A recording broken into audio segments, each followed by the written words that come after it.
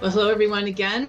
My next guest is someone I know you're going to love learning from, as I have.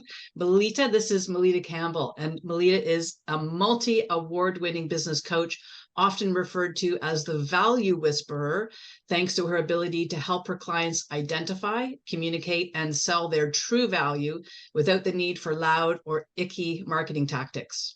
With this skill unlocked, Melitta's clients quickly break free from a cycle of self-doubt and overwhelm to create a business that gives them the income, impact, and lifestyle they deserve. Melitta is also the host of the popular Driven Female Entrepreneur podcast and the author of the bestseller, A Shy Girl's Guide to Networking. Thank you for joining me, Melitta. Welcome. You're welcome. I'm excited to be here. So you speak about how to communicate your true value to attract the right clients with ease. So what exactly do you mean by true value, and what makes it so attractive? Yeah, great question. Really diving straight in. Well, I see a lot of people struggle to communicate what exactly it is that they do and the results their clients walk away with afterwards. And when I've gone networking, I see people really feeling like they belittle their business a little bit. They say, oh, I just do this little thing, or I kind of sort of do this, and they don't really step into their value. And I help them identify what that is. And to do it, it's not just about your values. That's part of it. So I call it true value because it's more than that. It's kind of your values, your zone of genius, and what you're really passionate about, why you care about helping your clients so much. And we really dig into that to find out what is it that you bring to your ideal clients that no one else does, and why you do it the way that you do it. So we kind of reverse engineer that so you can feel really confident stepping into your true purpose and living that every day.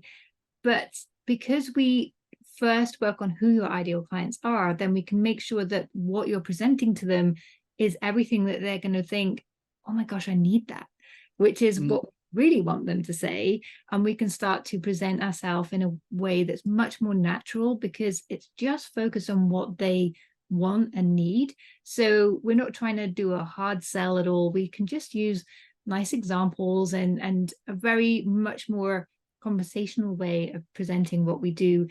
And because we're so focused on a particular space and really doing the most we can with our true value, then we can add more value, but we also attract more of the right people and opportunities into our lives. So if you have a community, knowing your true value is great because you can create a community that doesn't feel like anyone else's. It's really going to mean a lot for the right people because your community doesn't have to have tens of thousands of people in it. It just has to have the right people in it. So understanding that true value first can make all the difference, I think.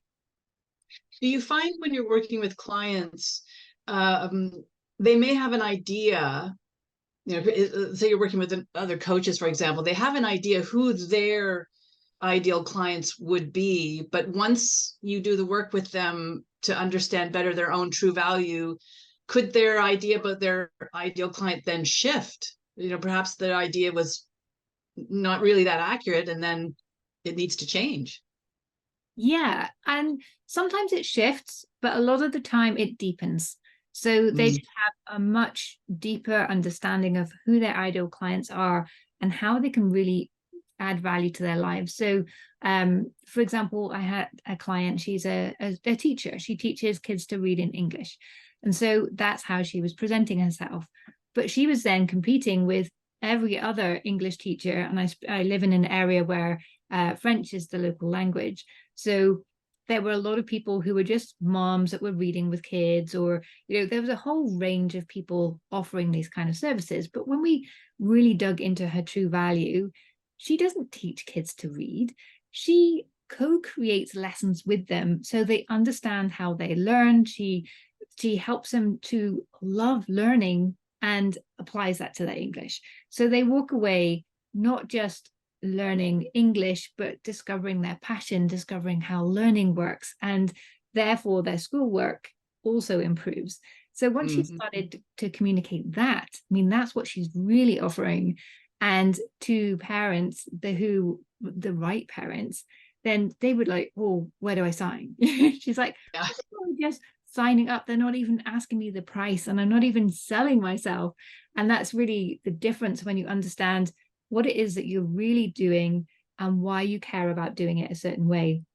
And then you can just talk about that. And then these people wouldn't even dream of working with anyone else or joining. Well, we often are in different communities, but they really get something special out of working and collaborating with you.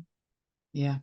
That's so important because this industry, the coaching industry, certainly has exploded over the last a while. And I think particularly a lot of the coaches that I talk with have come to coaching kind of through COVID. For one reason or another, the career they had changed or they needed to change it. And a natural progression for them was to pivot into coaching.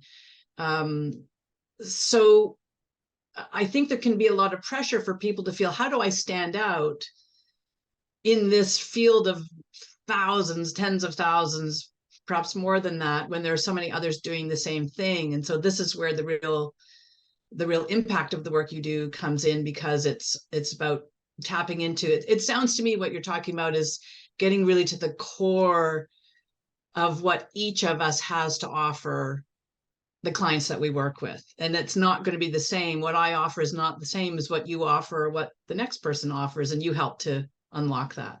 Yeah, exactly. If you go and imagine two circles, so one circle is everything that your client is struggling with, everything that they want and value, and everything about you, everything about how you approach things the way you do, why you care, your backstory, because everyone particularly comes to coaching with a story. Typically, there's something that's driven us to that, and why we're so passionate about helping people in a certain way. And if you look at where those two circles overlap, that's your sweet spot. And if you build everything from that, it's much more impactful, and no one else is going to have that same sweet spot. So you naturally stand out and you're naturally differentiated for your right people. And it just makes everything so much easier, because then you don't compare yourself, you're not overwhelmed because you know exactly what to do. And it just simplifies everything. And you can start to have things simpler so you can manage it, and it's more significant. It has a bigger impact. And I think for most coaches that I speak with, that's what they want. They want to create an impact. They want to make a difference. And if you're not making that difference, if you're not working with the right clients, it's really difficult to stay motivated and to stay in there for the long term. So it's such a, I think it's the first exercise everyone should do, but it's most people dive in like, oh, I need a website. It's like, no, you need to do this first, then you know what to put on your website, and it's going to attract the right people. So I think a lot of people dive in just a step or two ahead of where they need to be to really have that impact and feel confident in who they're being, trying to be anything that some guru said they should do, or copying someone else's style. They can just be themselves, and I think that's so powerful. Oh, I couldn't agree more.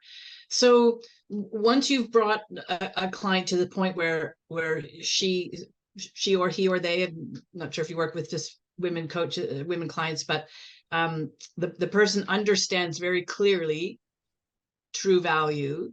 How does that person then convey that without sounding too braggy, too like I'm just here pumping up my own tires and look how marvelous I am?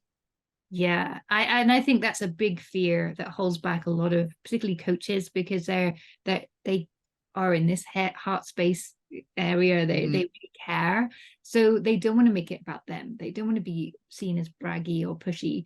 But the beautiful thing is that once you understand your true value, you can let that shine for you. So you make the client the champion of all your communications. So there's a lot of people out there and they're like, oh, push the results you have. And it's like, I think instead of, there's a horrible term, it's like find their pain and scratch that pain so they really feel it and want to work with you. And it's like, that just feels so horrible.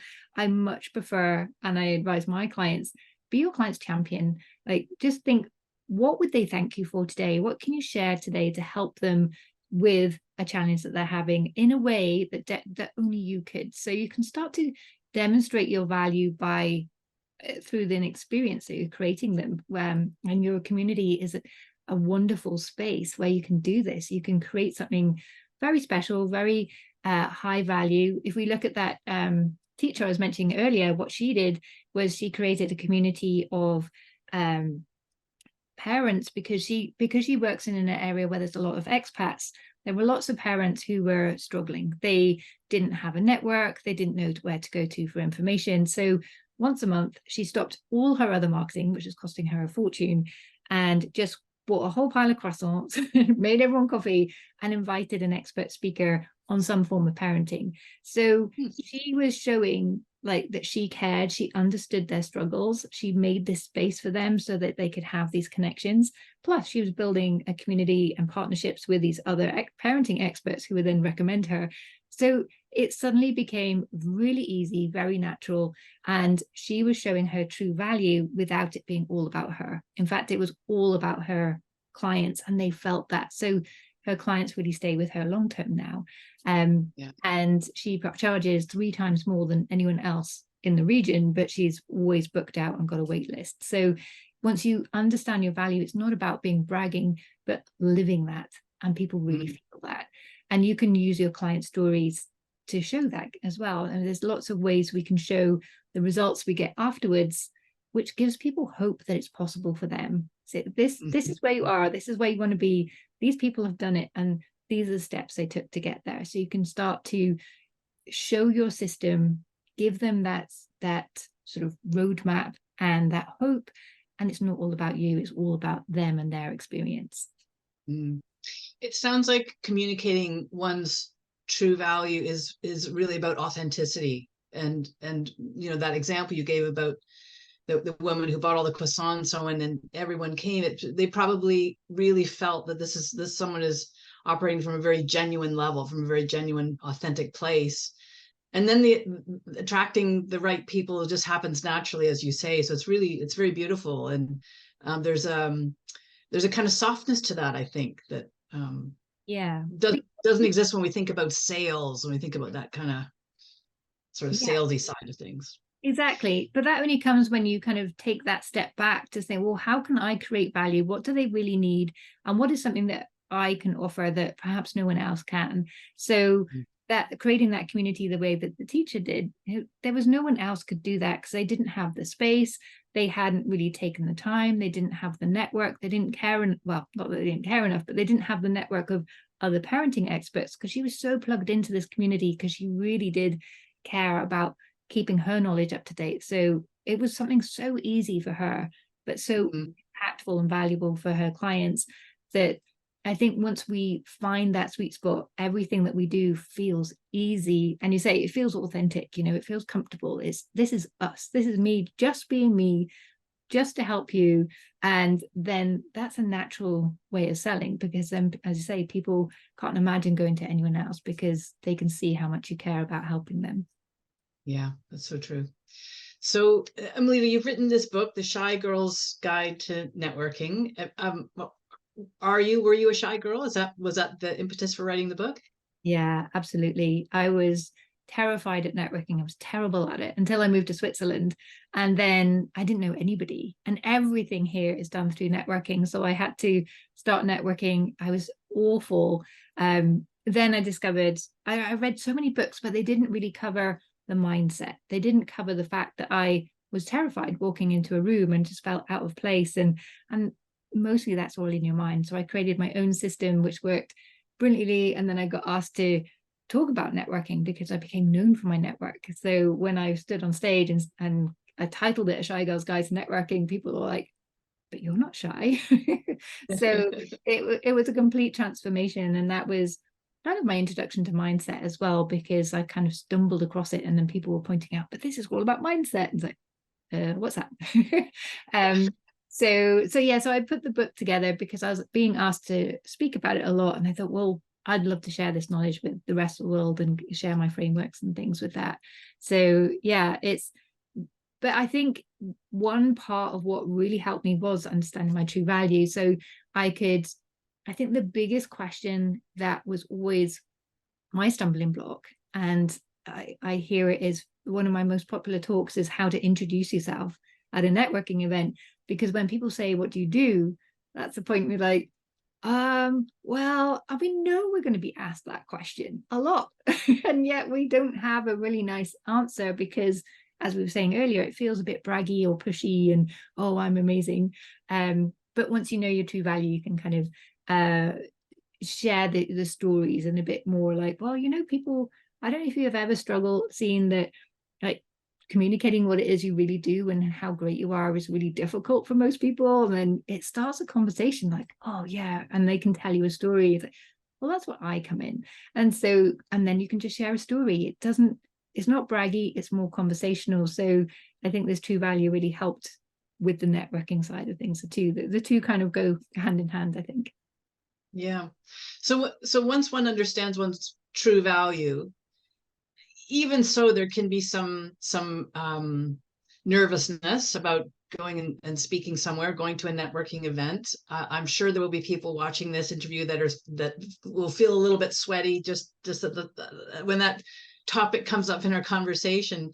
So, what would you have one or two tips, maybe something that you've included in your book about networking? Specifically, you're going to an event. What would help those shyer people go and have a successful networking event without feeling that? I mean, maybe there's a little bit of nervousness. It's not a bad thing. It means you care. Your senses are all heightened, so it can actually help you. But it's just to manage it so that you don't kind of get into a state of paralysis or overwhelm at the thought of going and meeting people and talking to them and sharing what you do. Yeah, so I have what I call a victory framework, which really helps, and it all stands for different things. So the first one is to have a vision, and this was something that really helped me because I was making it really hard for me to go networking. I was telling myself all the ways I was going to mess up before I got there. After the event, I was reminding myself of ways I messed up. So that didn't help. But having a vision of why you're there, what is your purpose? Why is this going to help you? Why do you want to be there? What difference is that going to make for you? And understanding, having a bigger vision really helped me to keep those fears in their place, because I realized, it's about something bigger, and it's about creating a community, starting to find my tribe and the people that I can start to help, or the friends I could make, or whatever it would be. But suddenly I had a purpose, and that really helped as well. And the preparation and just getting that bit more intentional about what I was doing really helped. But the T in victory is all about your true value, of course. And so it all kind of feeds into itself. But I think the biggest thing is looking at what could go wrong for you. What are you dreading the most? And what could you already do to minimize that? And it's really simple, but there are so many things. And particularly when you write down this list of things you're dreading, and you start to think, well, if this happens, if I'm nervous walking in, then I'll say hello to the organizer and ask them to introduce me to somebody, or I'll go with a friend, or I'll have a playlist before I go in, or I'll do a power pose in the bathroom before I go in. You can find so many things, and then because you have a plan, the nerves and the dread goes away. So it's very often, I think it's Mark Twain that had that quote saying, I've had so many fears in my life and none of them have ever happened. Particularly when you plan, most of these things never happen. Or if you write it down, half the time you realize, well, that's nonsense. When we get it out of our head and see it on paper, it's like, well, that's not realistic. So I think that can help too. Yeah. So often our anticipation of something is much worse than the thing itself, right? All our thoughts leading up to that event, like a networking event, they can be so negative and so sort of overwhelming at times, but we get there and we actually have a good time and realize that it was really something very positive. I'm wondering too if it helps. So often when we feel nervous about something or anxious about it, it's the focus is on ourselves and what will happen to me, what will I, And if we shift that around, and I think this is where your true value comes in too, our true value is what we offer, but it's what we offer to be able to support and serve others. So shifting the perspective away from how I'm feeling if I'm nervous about this event to what kind of impact could I have? Could there be one person in the room that could, her life could be transformed because of an interaction with me? And if I'm not going to this event because I feel too nervous about it, what am I preventing from happening that could be really marvelous and magical? So Yeah. shifting away from the focus on myself to the focus on the impact that we have, I think could Yeah. help a lot too, Absolutely. And thinking of how we can be of service. And if you're networking, just giving people your time and your focus and attention is already so powerful. It's something as an introvert that I find is my superpower, because we just don't get that much these days. We don't have validation from other people. Someone introduces yourself and you think, wow, that's incredible work that you do. And then feel, oh, somebody noticed. It's the small things that can make a big difference as well. And I think that's one of the things that helped me build my community the most, was just taking that time to notice these things and being people's champion and helping them feel great about themselves, and take that first step to see their true value because I'm reflecting it back to them. Yeah, that's beautiful. So if the audience were to go away from this today, if you could leave them with one thing that would help them find their true value, what would that be? I think it's what I just said. If I'm in a conversation, I'm looking for a way to reflect someone's true value back to them. And true value isn't necessarily something we have to find. We have it already. It's already there in the way we're showing up. But we miss it because we're so focused on everything else and worrying about everything. So we can ask the people around us, like, what have you noticed that I do that other people appreciate, or you appreciate, that perhaps I've missed for myself, or something that I do well, maybe better than other people, that I haven't quite noticed. So that's one way to ask the people around you. But the other quick way to find it is already there. It's your testimonials. So your clients have already told you what your true value is, what they value most about you. And when you start to get a few of these, you'll start to see the pattern, and you can just think, great, this is what they value most. Let me do more of that. Or how can I consciously bring that into the way I operate so that I can really capitalize on this value and create an experience that no one else can.